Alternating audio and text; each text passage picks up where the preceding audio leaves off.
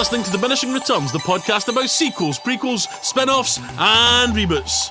I'm Chris Scott, and across from me, a man so old, he was probably a spoilt Victorian child. It's Mr. Alan Johnson. How do, pod people? That's right, we are back with one of our regular bonus in-betweeny non-franchise episodes. These in-between episodes, we talk about sequel news, trailers, whatever the fuck we want. We traditionally start, but it's been a while, so perhaps my fading memory is playing tricks on me. But we usually start with news, where you tell me news about sequels and stuff, and you'll get my honest, unvarnished reaction, because, as ever, I have done little to no research. So first up, Ed Neumeyer, writer of RoboCop, Yes. has been hired by MGM to write RoboCop 2, which is not the sequel to the remake, and it's not a remake of the sequel To the original. It's a direct sequel to RoboCop, the 1987 classic. I mean, if it gets us a good sequel, then Yeah, I'm okay with that. Do you know what I mean? And obviously, I mean, if you want to hear a lot of thoughts on RoboCop, we have our RoboCop episode from last year where we talk about RoboCop and the remake. There is one great film in that franchise, and it's the first one. I guess if that is something that actually happens, it might be interesting. But, you know, we've been burned so many times. Yeah. We'll fucking see. We'll see. It's more common these days that Rotten Tomatoes holds the fate of a film's success in its hands. Right. However, it killed John Carpenter on his 70th birthday. I mean, unless I've missed a huge amount of news, not really. Not really. Okay, yeah, good. Okay. Ironically, it was all set up to be part of a celebration for his birthday, but somehow along the way, someone's wires got crossed, and a tweet was released about how John Carpenter had passed away, and today would have been his 70th birthday. Oh, shit. Which irked many people, none more so than John Carpenter, who Right. I am glad to say is still alive and kicking. I'd like to tell you about another carpenter who died and came back to life. It's our friend Jesus. Isn't the New Testament the original sequel, guys? So basically, your news there is that John Carpenter is still alive. Yeah, that's I mean, the if we news. can get that every month, I just want you to check in now. Let me know. Carpenter still alive. Boom. Things that might also be coming back from the dead, like Crank. Hold the fucking bus. Are we getting a Crank 3? Is it Neveldine Taylor? Potentially we're getting a Crank 3. Don't tickle my dick and then not putting it in. I need fucking answers, Al. Okay, sorry. Maybe I've set the bar too high already. Right. Brian Taylor, co-director of Crank, was on a podcast recently, the Movie Crypt podcast. Okay. Talk naturally turned to Crank, as it should. And he said it was a long shot, but he's up for it, but only if they raised the stakes. Oh, my lord. He said he's already knocked back several projects because they just weren't fucked up enough. That's beautiful. That's what I'm talking about. These are guys that understand that the magic of Crank and Crank 2 is that it's batshit fucking insane, and the only way is up, baby. He even hinted Statham may not be back, but it might actually open doors to a Crank cinematic universe. I mean, listen, I think we need both. We need the Stath back, but I am absolutely down for a Crank cinematic universe. Oh, my giddy aunt. Right, okay. Steven Spielberg, as well as working on Indiana Jones 5, which, he's also remaking West Side Story. Oh, Jesus Christ. Why? Wow. So, is he going to do it, more realistically? I mean, as in, because he can't change really the words of the music, surely. Yeah. So, is he going to have... No, listen, right. I'm just going to say it. If there's no Rita Moreno, I'm a Rita Moray no. All right? Yeah, that's right. Out of all of us, Chris loves West Side Story, and we'll fucking quote cast members of it in puns. That's plot twist, guys. I fucking love West Side Story. It's great. Some of the best songs ever fucking written. I'm not a musical guy, but I will die on that hill. But I love it. I love West Side Story. It's a brilliant fucking musical. Gets me every time. There is no need for that. That's really not. It's really. And I like Steve. This seems. I mean, obviously, this seems a bit obvious to say this. Oh, guess what? We do a movie podcast, and I like one of the greatest filmmakers of all time. Yeah, I'm super fucking edgy, guys. You know that Steven Spielberg guy. You know that guy's made some of the best films of all time. Yeah, I think he's got it. But this is a crazy move. I recently watched the HBO HBO documentary, Spielberg. Right. It reminded me that when he has been good, he has been exceptional. Oh, like all-timer. But I did think, he's never done a musical. If you're saying to me Maybe Spielberg's there's doing a something- musical, and it's a new musical, or it's a adaptation of a great stage play that hasn't already been made into a film, I'm in. And listen, I'm prepared to be fucking dumbfounded and it's to be great. When he puts his mind to it, he's capable of doing whatever the fuck he wants. But remaking West Side Story? Is that what you should be putting your mind to? Come on, Steve. Sort it out, mate. Maybe we're going to get a combo. Indy 5 is West Side Story. Oh, you mean Indiana Jones 5? Yeah. Not the 90s pop group 5? No. All 5 of them were Indiana Jones, like a kind of Voltron of 90s pop. 5, what are you waiting for? Because you better 3, 3, 2, 2, 1, let's do it. Slam, dunk the funk. Right. Another plot twist. Alan evidently is a fan of 5. And if you're not from the UK and don't know who 5 are, just our generation's Beatles. I worked in a high street record store at the turn of the millennium. Oh, okay. I believe it was a millennium. Of course. But please, everything else you said is correct. Oh, of course, that makes a lot of sense. Oof. Anyway, Ed Solomon and Chris Matheson have spoken recently about Bill and Ted Face the Music, the trilogy capper in the Bill and Ted's franchise. Al, Yes. one of the few things I've read about sequels. Yeah, I read this, much like we were talking about Neveldine Taylor. Yeah. Where they're like, no, it's got to be done right. That's exactly the vibe I'm getting from these fellas. Again, I think they said they had offers to reboot it, get younger people in, and they're like, no. Exactly. This has to be... Although one of them jokingly said we could just shave Keanu and he could play himself at 19. 100%. Guy's like fucking 50 and looks amazing. Yeah, Nigel Farage, 53. Keanu Reeves, 53. Right? I mean... If that doesn't show you that being a racist is a poisonous fucking endeavour, I don't know what does. Wow. They're saying they've had options, maybe we could reboot it and blah, blah. And they're saying, no, we want the third story. We want to finish it off, have an absolute ending. The way they're talking about it is that it's going to be about them being older and reflecting on stuff, but it'll be done in a kooky comedy time travel way. Bring it on. It would be really interesting to meet these guys in their middle age as family men who are like, we were meant to fix all of this, and then they'd like zip backwards and forwards in time to reconcile where they are now. What I was surprised is that supposedly both Bill and Ted 1 and 2 weren't huge hits. Yeah. And because they were saying, I was like, why isn't this happening? And they were like, one of the reasons it's maybe not happening is because they weren't huge hits. I was like, what? Having a bit of difficulty raising the finances. Yeah. I always thought the second one had been a big hit, but maybe that was just my perception of it. Yeah, like our friends all watched it. Yeah. I was deep in. There was a period in my life when I dressed like Bill S. Preston just because that's where I was. I mean, not a bad choice. It explains why I'm here in the basement doing this. Yeah, I mean, speaking of middle-aged guys' lives that didn't work out, fucking sure, Al. I mean, just gonna leave that hanging there, fella. Yeah.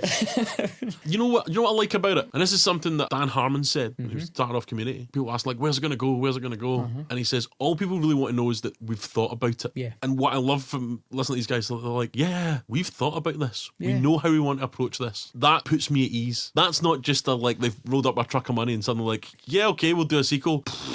Bill and Ted's kids now save the world. Do you know what I mean? Like, they've thought about it. It makes me go, well, these are the guys I want to make a sequel. Give them some fucking money. And both Alex Winter and Keanu Reeves are signed on for it, which Keanu's still a big box office draw. Yeah. Also a producer. Just saying, Keanu, I'm sure you're rolling in that Matrix though. Yeah, funnily enough, did you ever read the AV Club History of Violence feature? Yes. And he made a statement and I was like, that's ridiculous. And I thought about it for 2 seconds. I went, I think I agree with him. Is that Keanu Reeves might be the greatest modern action star. Modern action star. So that means sort of after your Arnold Schwarzenegger. Okay, right. Right. So we're going from, say, Speed 92, 93, something like that, was that? Oh, he was also in Point Break before that. Into the Matrix, which, when they came out, the original Matrix, when that came out, that was mind blowing. And now we've got John Wick again. It's like every few years he pops up and is like, I'm amazing at this, guys. Even into his directorial debut, The Man from Tai Chi. Right. As soon as you start thinking about it, you're going, who else? Who can hold a candle that over that period of time? Yeah. You're maybe looking at a Staith. That's about it. It's a pretty strong argument. Right. What we want,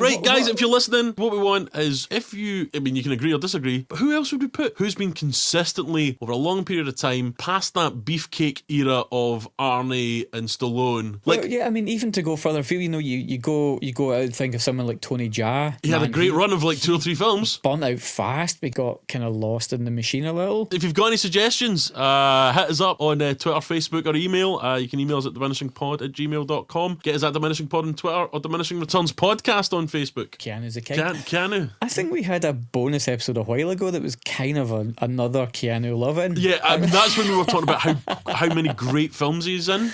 Yeah, now we're just. But this is talking about specific. how We're much drilling ass down he into kicks. action. Definitely read the AV Club's History of Violence. Yeah. The Keanu loving continues. You know why? Because he's goddamn lovable.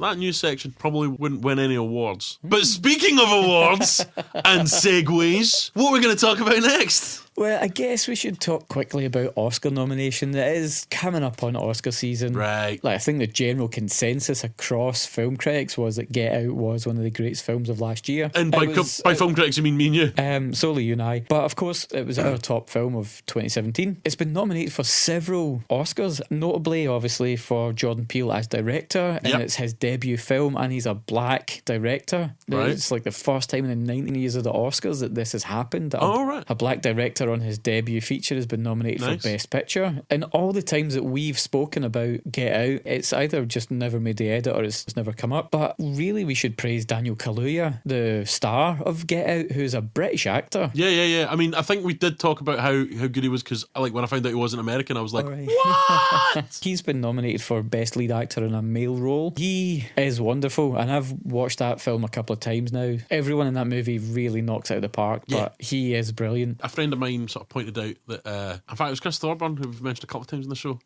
He does lots of film-related stuff and Scottish comedy. I'm sure it was him that pointed out that in the Oscars this year, like, some of the favourites are effectively a creature feature by Del Toro and a Blumhouse film. I mean, that's crazy, right? 13 nominations for Shape of Water, which I cannot wait to see. I'm not going to lie, I think it looks like it's going to be kind of lame. So like, I love a fish, man. All right, okay. I hope there's a turn into violence. That's all I'm saying. I also hope he's called Old Girl. So the sort of best picture stuff, so like Shape of Water, Get Out, 3 Billboards, is that? 3 Billboards outside Ebbing, Missouri. That's brilliant. The Post, Phantom Thread, Lady Bird, Dunkirk, Darkest Hour, and Call Me By Your Name are all the Best Picture nominations.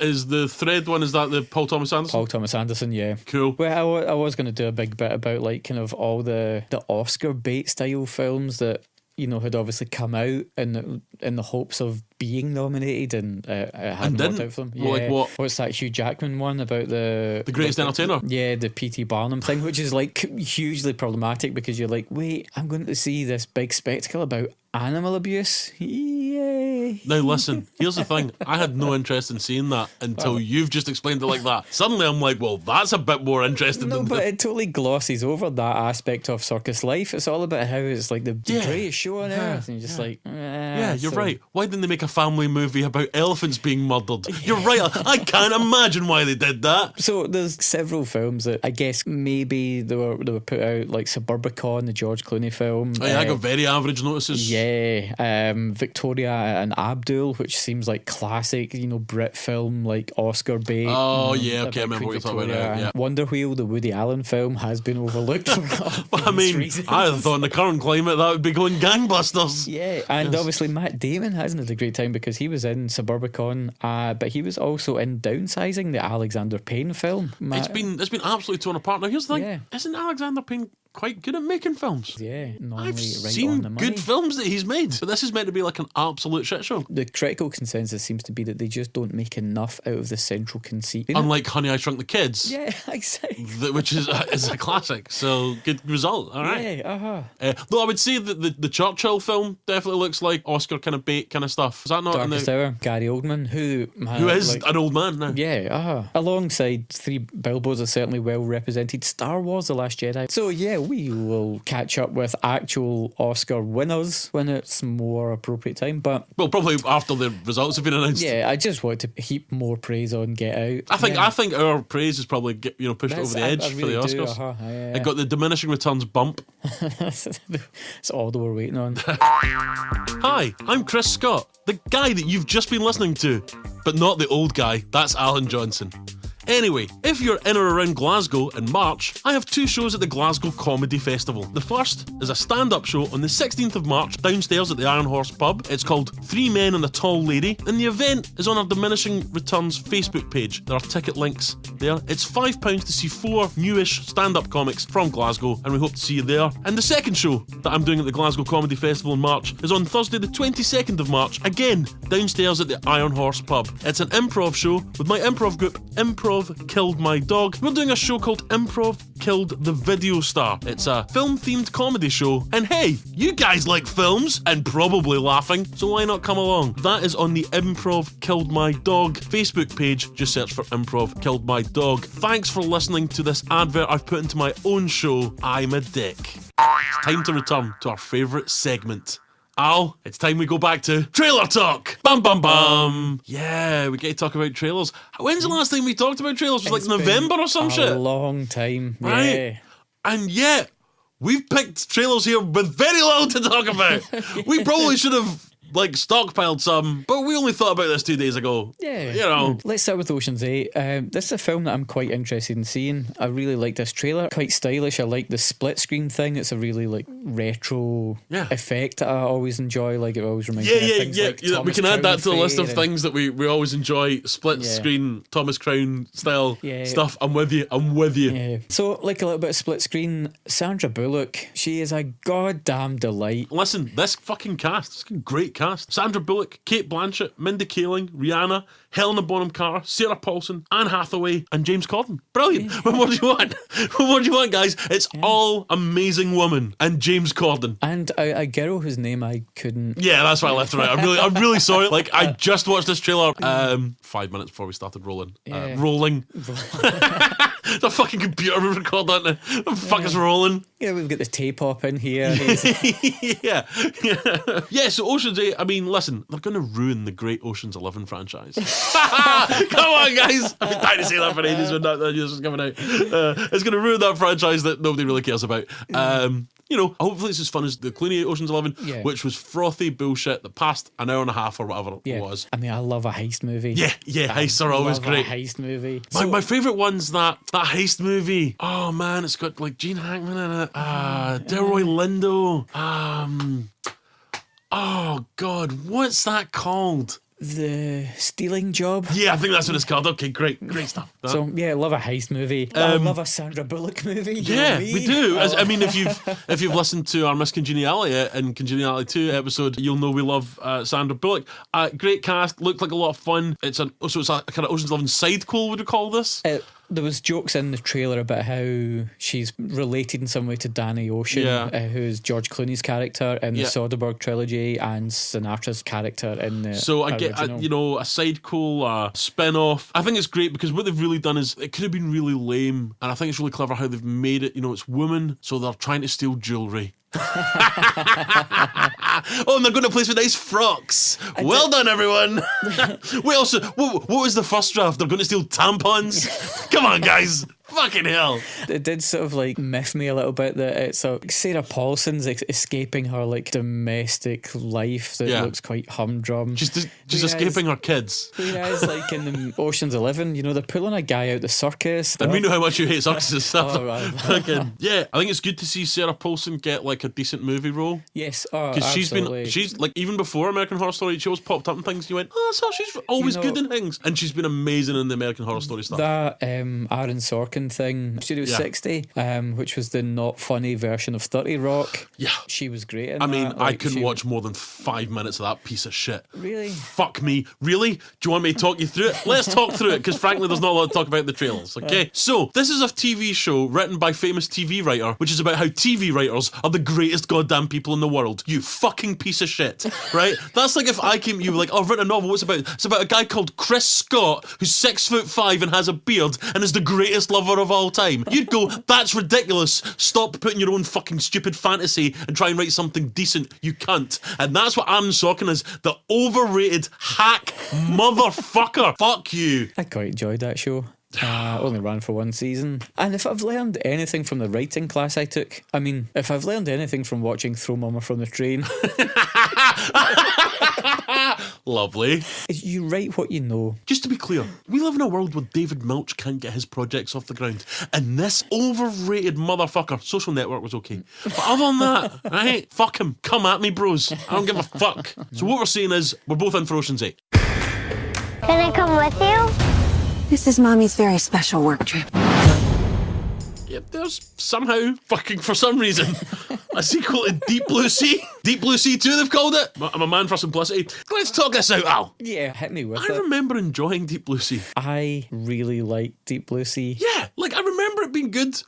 But then it's completely been like erased from pop culture references. Oh, well, apart from the Samuel L. Jackson. Yeah, but even that I think isn't like, that's something that we only remember because we were about when it was like, it's not a film that anyone ever really talks about, I don't think. But yeah, they've got this fucking sequel. Now, it is direct to DVD, right? Yes, So here's what I would say. Like, the effects looked quite good. It looked pretty good. It just looks like a retelling of Deep Blue Sea. Yes, I was going to say, yeah. Midway through the trailer, I was like, I'm really down to watch this. I could watch a retelling of Deep Blue Sea. Yeah. Deep Sea Laboratory.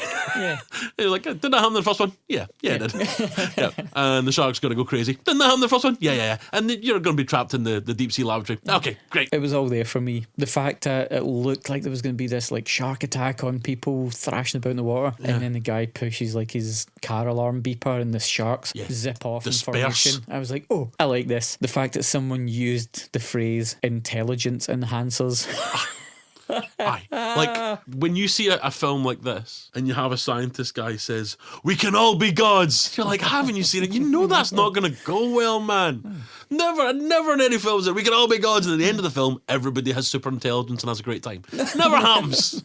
Never fucking happens. At this point, you just want to go, well, that sounds great, I'm out of here. Yeah, bye. But instead, they kick about, and one of the other scientists puts his arm in a shark's mouth. I mean, I'm in, right? This is, I did not expect to be in. I didn't expect this to be a thing. I found out it was a thing and watched the trailer very quickly. And I'm now like, I guess I did need a sequel to Deep Blue Sea. Life comes at you fast. I was surprised that this is straight to DVD and production value on it looked decent. all right. I think what they saved money is that it stars no one you've ever heard of.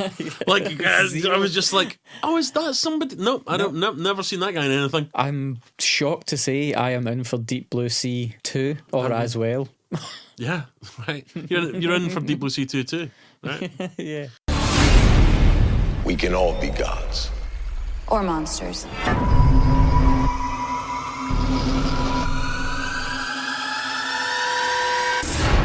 Al, Yes. we've had a gender swap theme. Yep. We've had a water theme. Yep. If only there was a trailer that brought these two themes together. What do we want to talk about next, man?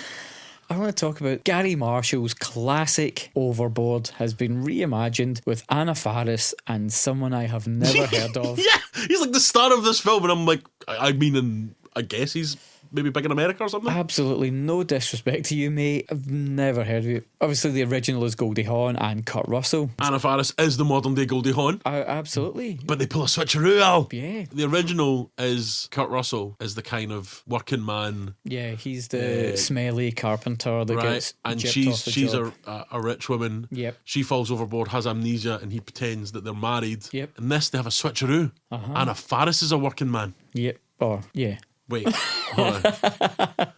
Anna Faris is in a heist to steal no. Yeah, right, hold on. Right, Anna Faris is a Ghostbuster. Yes. Okay, good. We're back in the game. And some guy we've never heard of is rich. Yeah, so he gets a head bump, and in this movie, it looks like it's her friend Eva Longoria who encourages her to, claim him as her husband. Cue the making him work. They're making a rich guy do it's a bit working of man a- stuff. Yeah. In a sequence in that trailer where I can only describe as gut-bustingly unfunny. That he's got like a wheelbarrow full of things, and it's like, listen, I'd be shite with a wheelbarrow full of things. He's going up to a skip or something, and he's got to empty it in the skip, and his balance goes and he falls right into the fucking skip. I mean, this makes me think that when he goes overboard and has the amnesia, that he actually has something really wrong with his balance and stuff due to a brain injury. And that this woman is like, he treated me badly when I was working for him, so I'm going to get my revenge on him. But actually, she's taking him out of the hospital too early. Nobody's doing the checkups on him, and he's slowly dying because this woman wanted her revenge. And I know he was an asshole, but this could be a case of murder. That's what I'm saying. Because it's either that or the people making this film have no idea how to do fucking comedy. It doesn't look good. No, it seems like Anna Faris has now developed this comic persona, and this is material tailored to her persona, and she is a great modern day equivalent to Goldie Hawn. Yeah. And it would be good to see her get better material, but this film does not look like it. I mean, it's probably our own fault because we all know that there's lots of opportunities for women in Hollywood, so just fucking work harder. Come on, love. Come on, pal. Sarcasm, guys. Don't write in. Overboard, look shit, I'm out. Yeah, out.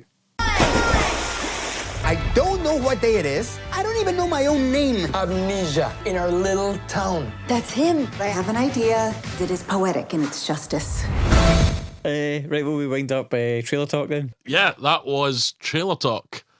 Bum, bum, bum. Oh, it was good to be back. Good to be back with Trailer Talk. So, not seen each other for a while. No. I mean, well, we have. We just haven't done a bonus episode for a while. No. You know, this is our part where we do recommendations. Yeah. What have you seen over the last 8 years since I've seen you? Well, again, I'm gonna do I've got a recommendation for something to avoid, right. Which in this case is a no doy. Okay. And also a recommendation of something to catch up. I tried to take one for the team. So I tried to watch Transformers last night. Fuck me. And honestly, that is it's great. The most... This is the one you're going to recommend? That is the most incomprehensible, jumbled mess of a movie I have ever seen. It is ludicrous, and the fact that there's male gaze issues with what looks like a 14-year-old girl. Oh, and it's just like, Michael Bay, what the fuck? I was all in until that 14-year-old stuff. That's awful. Yeah, oh, Jesus. Yeah, so a messy, muddled film. So Transformers last night is appallingly bad. I mean, I know. I watched the trailer. I could have. Yeah, they didn't sneak up on you with this one, did they? Could have guessed. Oh, the first fucking four were great. The 4 best films ever made. But this 5th one, wow. Yeah. They're real jerks. And a film that I did watch that I did thoroughly enjoy is The Battle of the Sexes, the retelling of the 1973 tennis match between Bobby Riggs and Billie Jean King. And that is a great, fun little movie. Yeah, no, I like the story. Yeah. I read an article about it. The trailers look good. I did like the look of that. I will give that a blast. What was it called again? Battle of the Sexes. Really good fun. Transformers last night. Oh my. I mean, the recommendation of something to avoid is something that everyone has already avoided. Right. I think more people are now just worried that you thought I'll give it a blast. I was in a pressurised tube at 38,000 feet. Yes, you're flying about. You're jet setting around the world. Your glamorous other life. My underwhelming recommendations, Chris. What have you seen? Anything that you've? Well, I don't fucking watch new films, but spend time watching Transformers the fucking last night. I've actually went out of my way to see some shit. Oh. So let's get the big one out of the way. Have a quick tiny chat about this. Yeah. Star Wars: The Last Jedi. I loved it. It's been so long since we've seen each other. Yeah. I loved it. Right. Fucking brilliant. So much fun. What I like about it, I'm going to go, because I've had this conversation with so many people. Okay. It swings for the fences. Doesn't play it safe. And one of our criticisms of the last film was that it plays it fucking safe. This film does not play it safe. No. It goes for things. It barrels through plot, ideas. Am I saying everything works about it? Hell no. Yeah, I have issues with things that go on in it. Could do without Space Vegas. I think it could benefit from a sort of resequences of certain key scenes for more of an emotional punch. There's bits that maybe don't work. There's bits that could be done better. There's bits that fall flat. But the bits that do work so goddamn well. What I really do think about this film is that it is finally free of the shackles of George Lucas. Yeah. And it's freed this franchise up now to explore wonderful and new aspects of this galaxy. 100%. It has freed up the Star Wars universe, and it's the film that had to be made. And for the first time in fucking ages, I'm going into the 3rd part of a blockbuster trilogy with no fucking idea what's going to happen. No idea. And there's 3 things when I was watching, there's 3 things in the cinema that I was going nuts, like, holy shit, this is 3 of the best things that have ever happened in the Star Wars fucking universe. Okay. And I was like, I can't wait to see how, other people's minds are blown by this. And when I went on the internet, that's the 3 things that these fucking idiots were like, I don't like this because I'm a fucking child. You fucking dipshits. Right? And we're going to talk about this film because we're going to do it probably when the next Star Wars, episode 9. Yeah. We'll maybe do it when that comes out, or we might do it before then. Who knows, right? But we are going to talk about this film in depth in the episode. But needless to say, there's 3 big things that people are really losing their shit about. And those people are dipshits because they're three of the coolest things that have ever happened. And if you've watched that film and you've listened to this podcast, you know there's a certain trope that I fucking hate. And I'm pretty sure we talked about it at length in the Force Awakens episode, which was out at Christmas time. Go back and listen to that. A trope we talk about that I hate when we've seen trailers, other fucking films. And Rian Johnson goes, don't worry guys, I know this trope is shit. We're not doing that. And smacks it around to being something fucking cool and a great scene between two great characters, and people hated it. Fuck all the haters. Even there's bits where people are saying that bit was pointless. The thematic fucking point, if you watch it again and get your head out your asses, you dumb, probably loving Aaron Sorkin Overboard remake fucking looking forward to pricks, is that it was pointless. It's fucking making the subtext of the film fucking text. Fucking watch it with your eyes open. Arseholes. Last Jedi's brilliant. Rian Johnson for life. What? Right, so what else have I seen? Saw 3 Billboards. Really great. I love the Another McDonagh classic. We love the McDonoughs. Yeah. Brilliantly dark, dramatic, but also funny as fucking places. Sad, heartbreaking, beautiful, and then like some like all time just like great fucking jokes. Do you know what I mean? Just perfect. What a fucking film. I would really strongly recommend that. I finally saw The Kingsman, the first one. Right, okay. Really good fun. Oh, should we look at the second one then? I don't know, maybe. But I've I looked at held the trailer for the second one and I went, God, that looks terrible.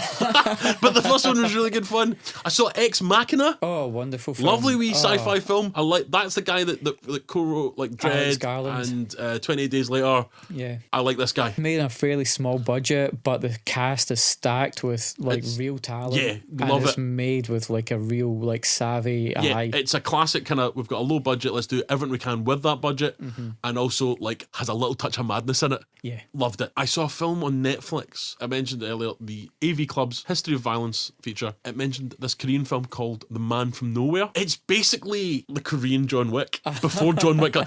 It's fucking brilliant. Great. There's like a great knife fight in it. The bad guys are just despicable, but really memorable. I super enjoyed it. It might be a wee bit jarring at the start if you're not used to watching these films, which I wasn't. I kind of was in all the way because I'd been warned by reading this article about the sort of sometimes like tonal kind of thing. Weirdly, it really added to it. Like I was quite fucking emotionally involved. But I think, Craig, I'm a fucking man, right? I just drank whiskey, punched people. But yeah, no, really good. The Man from Nowhere. It's on Netflix in the UK. Heartily recommend it. So then I was like, I need to read more of this, history of violence thing. And this is the guy that keeps going on about, and so help me God, the Universal Soldier sequels. Yes, that article claims that the direct-to-DVD sequels are where that franchise comes into its own. I have seen the original Universal Soldier. Yeah. It's a piece of shit. Even as a kid, I did not enjoy it. No. I did not enjoy it at all as a kid, right? I watched Reckoning, I think, and I think that one's Reawakening. Right. So it's Reawakening. This was just going to be a straight-to-DVD actioner, and the guy is the son of Peter Hyams, who directed Van Damme and Time Cop and things. He takes it over. Just like the first scene has a great kind of tracking shot, and you're just like already going, oh, they've put a wee bit of thought into this. It's still a wee bit cheap looking, but it's not just obvious shit. It's not the greatest action film you've ever seen, but there's just enough in it where it's like they put a bit of thought into this, and there's some great fighting at the end, and then he gets to make Reckoning, I think it's called. The sixth one is mental. Like they give the guy the full reins, and he makes this weird. It's described in that article as if David Lynch directed an action film, and like I was like, yeah, sure. And I was watching, I was like, it's not that far off. Some great fucked up shit. Like it starts with somebody's family just getting massacred. It's fucking brilliant. But there's also loads of weird stuff, weird strobe effects in it. That's one thing I'd maybe warn. I don't know what the Netflix warning system is like, so I'm not sure. But fuck me, I could say that if you're a fan of action films, you probably could watch both of them. Okay. I would generally recommend number 6.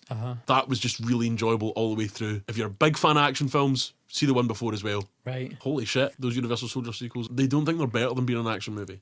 They just want to be the best fucking action movie they can be on that budget. Yeah. And there's just bits where you go, yeah, you're really fucking killing it. And that's not made for a lot of money. And again, as we talk about a lot, why has nobody went to, I think his name's David Hyams, but I could be wrong, right? That guy that made those 2 films. And Hollywood going, well shit, you made that on 10 bob. Why don't we give you 25 million? It's like Anna Biller. She directed a film called The Love Witch, which is a great film from last year. People have raved about that to me. It's really great, and it's made with this very particular style and directed in a very particular way. And she made that on like a tiny budget, and it's a glorious looking movie. It's really great, and you just think, somebody give her some money. Look at what she's made with nothing. But I mean, that's, to me, it's like, okay, you've got a property, you've got something. Well, give it somebody who's already proven to excel at a lower level. Yeah. With ideas and no money. And we're not saying give them like a 200 million fucking feature. Just that next level up. Well, going back to Blumhouse. Whose house? Blum's house. Make a reasonable budget, 5 million. That's more money than a lot of filmmakers are going to have access to. And look how Blumhouse have created this kind of cottage industry of movie makers who predominantly are getting great return on their product. It's crazy. The great return we want from our product is, of course, if you recommend this show to your friends, guys. Remember, we're an independent podcast. Send your fucking pals that like nerdy film chat and swearing and can understand Scottish accents. Send them a link to the specific podcast. Get them subscribed. If you want to get in touch with the show, you can email us at diminishingpod@gmail.com. You can get us on Twitter at diminishingpod. On Facebook, we're Diminishing Returns Podcast. You can at us on Facebook by putting the @ in Diminishing Returns Pod. On Instagram, we're Diminishing Pod. We have a blog at diminishingpod.wordpress.com. On YouTube, search for Diminishing Returns and you should find us. Just come and send us some messages, particularly if you're Aaron Sorkin. Let's fucking sort this shit out. Rate and reviews and subscribe wherever you get your podcasts. Okay, Al, so we're gonna obviously have our franchise episode coming up in February, the month of love. The month of love. The month of romance. A Valentine's Day special that will not be coming out on Valentine's, but will be the nearest Valentine's Day as our release windows will allow. We're gonna be watching some sexy, sexy films. What are we gonna watch, Al? 50 Shades Darker, Chris. Holy moly, 2 fucking middle-aged dudes are gonna be fucking watching 50 Shades and 50 Shades Darker. I'm not gonna lie, I am not looking forward to this one. Having seen the trailers, I feel I've seen too much of these films. Yeah, so we're gonna be watching 50 Shades and 50 Shades Darker. Pray for us. And we'll see you when we release that franchise episode in about 2 weeks' time. Yeah, pull the love bees out your arse and whip yourself into a frenzy for our episode. Bye, guys.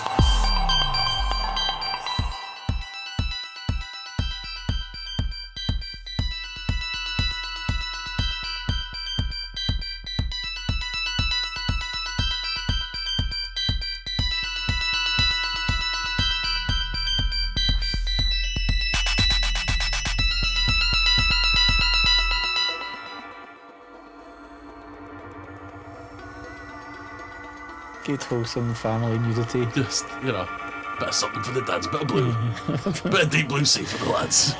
Something for the fellas. Now, ladies, I hope you're not going to be offended by this.